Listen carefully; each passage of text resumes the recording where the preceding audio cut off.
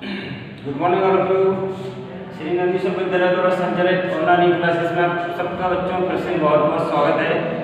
बच्चों आज हम कक्षा 11वीं का इकोनॉमिक सब्जेक्ट का चैप्टर नंबर 15 इंडियन एग्रीकल्चर यानी कि भारतीय कृषि जो हम पिछले वीडियो में शुरू कर चुके हैं, तो उसी के तहत बच्चों आज हम उसका अगला जो टॉपिक है वो लेकर आए हैं।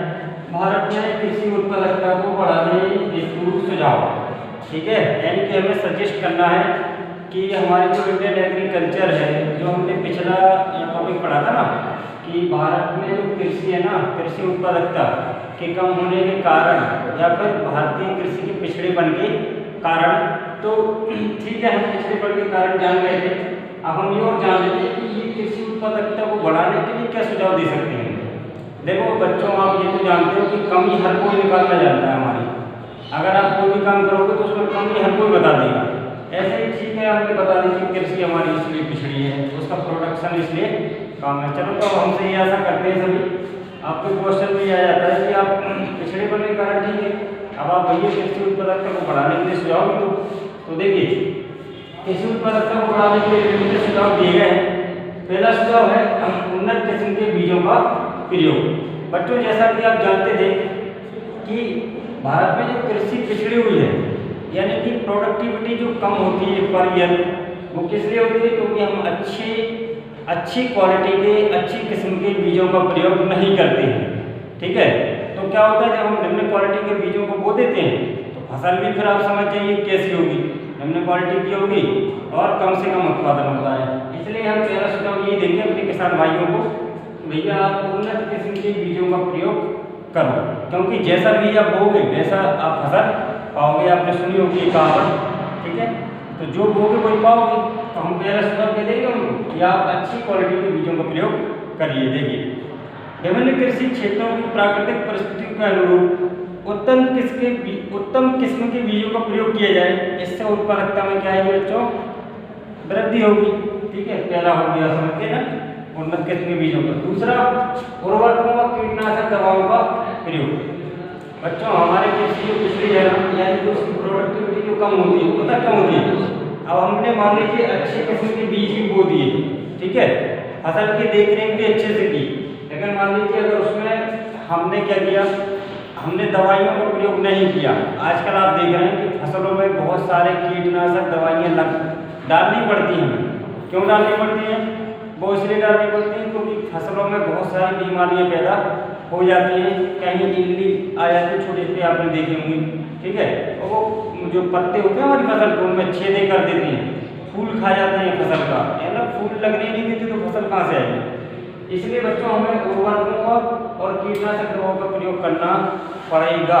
अगर आप अभी नहीं कर रहे हैं तो करो आप, ठीक है, करना पड़ेगा, क्योंकि हम सुझाव देना नहीं बता रहे हैं। देखिए तो देश के जिन भागों में सिंचाई सुविधाएं उपलब्ध हैं वहाँ उर्वरक उचित कीमत पर उपलब्ध कराए जाएं। चलो ये भी बात सही है कि जहाँ पर सिंचाई की सुविधा पर्याप्त मात्रा में, वहाँ कम से कम उर्वरकों की सुविधा उपलब्ध करा दो, ठीक है। फसलों को रोगों व कीटाणुओं से बचाने के लिए कीटनाशक दवाओं का प्रयोग किया जाना चाहिए। मैंने बताया फसलों में विभिन्न प्रकार के रोग हो जाते हैं, तो उनसे बचाने के लिए हमें कीटनाशक दवाओं का प्रयोग करना पड़ता है। चलो ठीक है। थर्ड पॉइंट, सिंचाई सुविधाओं का विस्तार। बच्चों मैंने कल बताया था आपको कल की वीडियो में कि हमारी जो भारतीय कृषि है वो लगभग 70% भूमि पर की जा रही है और सिंचाई की सुविधा केवल 30% क्षेत्र पर ही है। तो भैया 70% जब जमीन पर खेती हो रही है और 30% सिंचाई की सुविधा उपलब्ध है, तो आपको उसमें इंक्रीजिंग करनी पड़ेगी कि नहीं। तो सिंचाई की सुविधाओं का क्या करें हम? विस्तार करें। और इस सिंचाई की सुविधा का विस्तार करने के लिए हमें क्या करना पड़ेगा? जहाँ भी कृषि योग्य भूमि है वहाँ पर नहरों का निर्माण करवाना पड़ेगा, कुओं की व्यवस्था करनी पड़ेगी, कुएं खुदवाने पड़ेंगे, ठीक है, क्योंकि हम मानसून पर निर्भर नहीं रह सकते, समझ गए ना आप। तो सिंचाई सुविधाओं का विस्तार देखिए, भारत में कृषि वर्षा पर निर्भर न रहे, इसके लिए सिंचाई सुविधाओं का विस्तार किया जाए और इसमें लघु एवं मध्यम परियोजनाओं को बढ़ाया जाए। जैसे हमारे इंदिरा विकास नहर परियोजना आपने सुनी होगी, ये चल रही कि नहीं हमारे एमपी में, तो ये इसीलिए चल रही ताकि सिंचाई की सुविधा मिले। चलिए अगला, कृषि का मशीनीकरण। बच्चों ये भी आप समझ रहे होंगे कृषि के मशीनीकरण का मतलब होता है कि जहाँ तक संभव हो सके कृषि का जो कार्य है उसमें मशीनों का प्रयोग शुरू किया जाना चाहिए। बच्चों आपको मैं एक बार बता दूं, हमारे किसान भाई अब बहुत समझदार हो चुके हैं और उन्होंने ज़्यादातर जो एग्रीकल्चरल वर्क होते हैं वो मशीनों से करना शुरू कर दिया है। जैसे पहले क्या होता था, कृषि जो भूमि जो जोतनी होती थी तो हल का प्रयोग करते थे, दो बैल आगे लगाए और हल से करते थे। अब बच्चों को हल का काम लगभग खत्म कर दिया है। जो किसान हमारे संपन्न हैं आर्थिक रूप से, धन है उनके पास, तो उन्होंने ट्रैक्टर खरीद लिया है, हैरो, पंजा, ये सब चीज़ें खरीद ली है ना। और जब कृषि तैयार हो जाती है, मतलब फसल तैयार हो जाती है, तो उसे काटने हेतु हार्वेस्टर का प्रयोग होने लगा है, ठीक है। और वो क्या बोलते हैं, थ्रेसर का प्रयोग होने लगा है। पहले बैलों के माध्यम से कुचवा के फसलें निकालते थे, अब हम क्या करवा देते हैं, उसकी थ्रेसिंग करवा देते हैं। तो जहाँ तक संभव हो सके हमारे किसान भाइयों को कृषि में किसका प्रयोग करना चाहिए, मशीनों का प्रयोग करना शुरू कर देना चाहिए। और कुछ ये अच्छी बात है, बहुत से किसानों ने ये करना भी शुरू कर दिया है। चलो ये सुझाव दे देते हैं। अगला, कृषि साख उपलब्ध कराना। बच्चों ये बहुत महत्वपूर्ण बात है। हमारे किसान भाइयों के पास सबसे बड़ी बात ये है कि वो उन्नत किस्म के बीज, मशीनों का प्रयोग, सिंचाई की सुविधाएं, उर्वरक, कीटनाशकों का प्रयोग क्यों नहीं कर पाते, क्योंकि उनके पास पैसे की कमी है।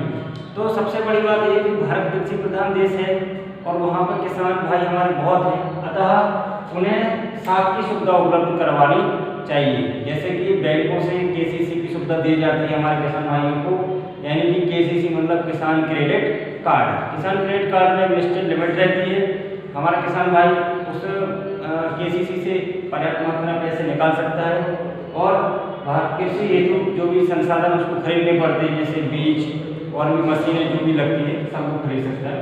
तो ये कृषि साख की सुविधा भी उपलब्ध कराना पड़ेगी, तब जाकर हमारे कृषि में जो उत्पादकता जो पिछड़ी हुई है वो उसमें विकास हो पाएगा, ठीक है। तो बच्चों आज आपने पहला टॉपिक क्या जान लिया, भारत में एग्रीकल्चरल प्रोडक्टिविटी को बढ़ाने हेतु सजेशन। चलिए अब हम अगली बात जानेंगे। चलिए बच्चों, तो अब हम अभी ये एक क्वेश्चन तैयार कर चुके हैं इस चैप्टर का। अब हम अगला क्वेश्चन तैयार करेंगे कि भारतीय अर्थव्यवस्था में कृषि का महत्व, यानी कि importance of agriculture in Indian economy, ठीक है। तो बच्चों भारतीय अर्थव्यवस्था में कृषि का महत्व देखिए, सबसे पहले मैं बता दूं कि जो भारतीय अर्थव्यवस्था है ना, इसमें कृषि का जो इम्पोर्टेंस है वो एक प्रकार से ये समझ लीजिए कि जैसे हमारे मानव शरीर में रीढ़ की हड्डी होती है, पीछे वाली ये बैकबोन, इसकी तरह इसका इम्पोर्टेंस है हमारी इकोनॉमी। बच्चों अब आप समझ गए होंगे कितना महत्व होगा इसका। जिस प्रकार मानव के शरीर में रीढ़ की हड्डी ना होगी अगर, तो वो खड़ा भी नहीं हो पाएगा, समझ रहे हैं ना। ऐसे हमारी भारतीय अर्थव्यवस्था में जो कृषि का इम्पोर्टेंस है वो है हमारे रीढ़ की हड्डी की तरह, ठीक है। तो रीढ़ की हड्डी भी कहा जाता है इसको भारतीय अर्थव्यवस्था की, समझने का मतलब ये है, ठीक है।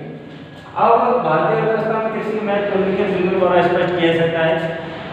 सबसे पहला पॉइंट देखिए बच्चों, राष्ट्रीय आय में योगदान, यानी कि कंट्रीब्यूशन इन नेशनल इनकम। अब आप समझ गए होंगे कि जब इसमें भारत की 70% जनसंख्या जो पहले लगी हुई थी इसमें, अब तो 52% हमारी पॉपुलेशन लगी है इसमें, ये कृषि में, तो इसमें राष्ट्रीय आय में इसका बहुत योगदान रहा होगा। हाँ बिल्कुल रहा है। देखिए देश की राष्ट्रीय आय में कृषि का योगदान सबसे अधिक रहा है।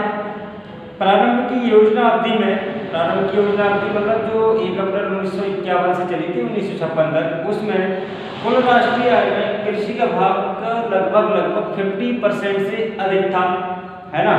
और वर्तमान में भी है 14% है, यानी कि अभी भी अगर हम देखें तो कृषि से हमारा 14% इकोनॉमी में योगदान है, ठीक है बच्चों। और अभी प्रेजेंट की अगर आंकड़ों की बात करूँ मैं, अभी हाल ही के, तो ये 70.2% हमारा कंट्रीब्यूशन दे रही है नेशनल इनकम, ठीक है बच्चों। तो ये बात समझ गए होंगे कि भारतीय अर्थव्यवस्था में कृषि का महत्व क्या है, राष्ट्रीय आय में योगदान, ठीक है। दूसरा, रोजगार में भाग। बच्चों में मैंने बताया था ना, रोजगार में भाग है कि भारतीय अर्थव्यवस्था में जितने भी हमारे पॉपुलेशन है, यानी कि जनसंख्या है, करीब 52% जनसंख्या इसमें लगी हुई है, ठीक है। यानी कि रोजगार का बहुत बड़ा पार्ट है ये, है ना। नहीं तो कितने सारे बेरोजगार रहते हमारे लोग अगर कृषि क्षेत्र नहीं होता, तो कृषि क्षेत्र में 50% से ज़्यादा लोग लगे हुए हैं।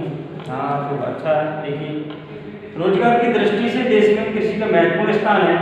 प्रत्यक्ष और अप्रत्यक्ष रूप से कृषि देश की लगभग 50% श्रम शक्ति को रोजगार प्रदान कर रही है। बच्चों 50% के ऊपर है, 52% जैसे मैंने बताया अभी। तीसरा है भारतीय कृषि में कृषि का तीसरा है तो बच्चों औद्योगिक विकास। चलिए अब मैं इसको पहले बता दूं। औद्योगिक विकास का मतलब ये है कि कृषि के जो प्रोडक्ट हैं, यानी कि कृषि का जो उत्पाद होता है ना, कच्चे माल के रूप में होता है, ये तो आप जानते हैं। और कच्चे माल का प्रयोग किया जाता है उद्योगों में, और उद्योगों से फिर हमें ये प्रोडक्ट जो आप देख रहे हैं ये बन के हमें प्राप्त होते हैं। कहने का मतलब ये कि उद्योगों के विकास के लिए कृषि का होना बहुत ही आवश्यक है। जैसे देखिए, अगर मान लो हमारी कृषि यानी कि इसमें फसलें नहीं होती तो हमारे गन्ने व्यापारी जो होते हैं खाद्यान्न का लेन देन करते हैं, बेचते हैं खरीदते, वो क्या करते हैं, है ना, नहीं हो पाता ना। जैसे हमारा कागज उद्योग देख लीजिए, कागज उद्योग पेड़ों से जो छाल प्राप्त होती है उससे बनता है कागज। अब बताइए पेड़ पौधे नहीं होते तो कहाँ से आता है ना, पेपर इंडस्ट्री।